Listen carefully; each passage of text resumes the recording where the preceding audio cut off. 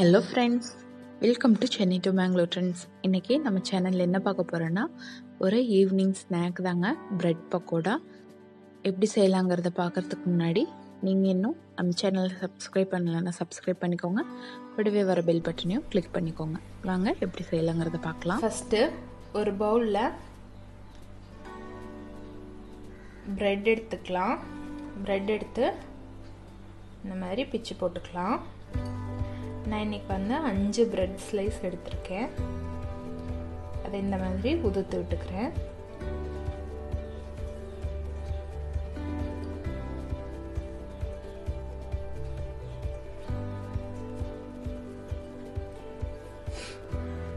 இந்த மாதிரி நல்லா உதுத்து விட்டுக்கோங்க கை வச்சு.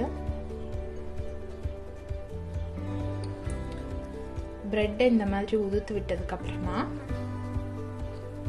2 பெரிய வெங்காயம் கட் பண்ணி வச்சிருக்கேன். அதை இது கூட சேர்த்துக்கிறேன்.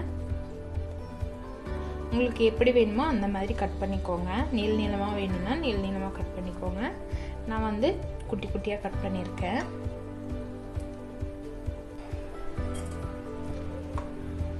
இப்போ இதில் 1 கப்பு கடலை மாவு சேர்த்துக்கலாம்.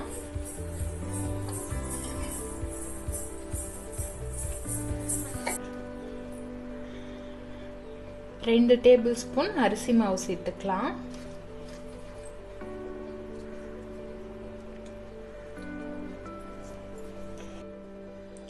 ஒரு ஃப்ளேவருக்காக கொஞ்சமா சோம்பு தூள் சேர்த்துக்கிறேன்.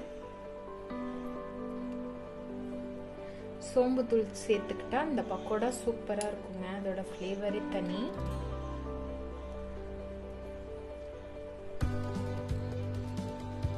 மிளகாய் தூள் 1 ஸ்பூன் சேர்த்துக்கிறேன்.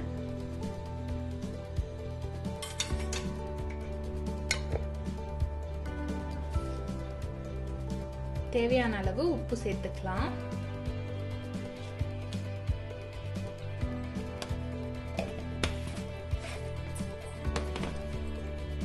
இப்போ இதை நல்லா மிக்ஸ் பண்ணிட்டு கொஞ்சம் கொஞ்சமா தண்ணி ஊற்றி பக்கோடா மாவு பதத்துக்கு பிசைஞ்சுக்கலாம்.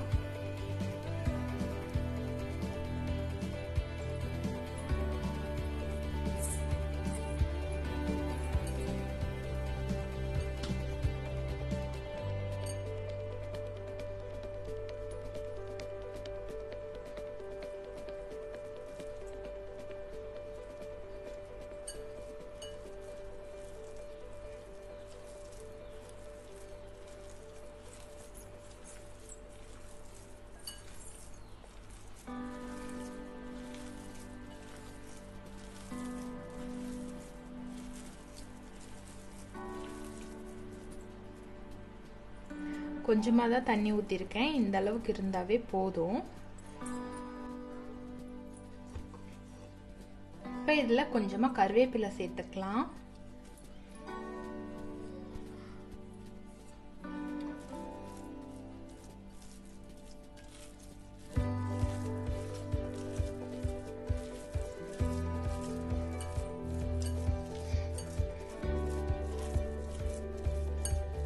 மாவு ரொம்ப தண்ணியா இருக்கக்கூடாது, இந்த அளவுக்கு இருக்கணும்.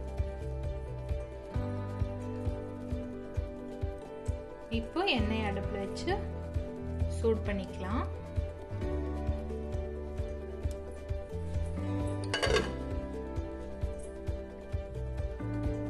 இப்போ கடாயில எண்ணெய் நல்லா காஞ்சிருச்சு.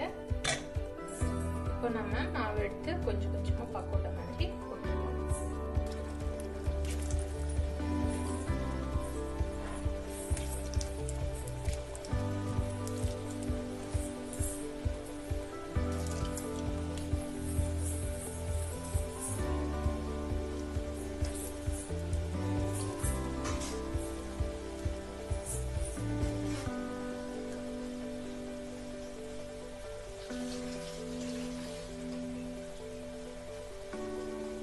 இது எல்லா பக்கமும் ஈவனா ஃப்ரை ஆயிடுச்சு. இப்போ இதை எடுத்துடலாம்.